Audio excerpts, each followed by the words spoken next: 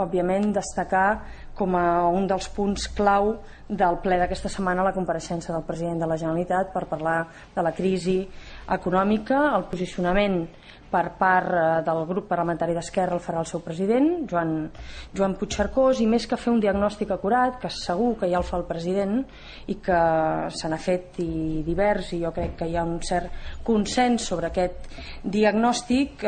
volem destacar en els 10 minuts que tindrem més aviat propostes i sobretot la necessitat més que mai d'un nou sistema de finançament per fer funcionar els motors tant de l'economia com el motor d'aquest ascensor social pel qual estem maldant per aconseguir el benestar de tota la ciutadania. Per tant, mesures estructurals en la mesura que sigui possible, reconeguent les poques eines que té el govern de la Generalitat a diferència de les eines que té el govern de l'Estat, i per tant més inversió que mai, més política que mai, i també constatar que tot i la nimiesa de les eines que té a l'abast el govern de la Generalitat,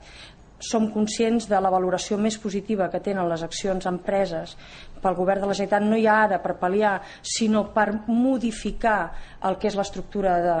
de la riquesa d'aquest país ara ja fa uns quants anys, en contraposició a unes mesures gens estructurals des del nostre punt de vista del govern espanyol.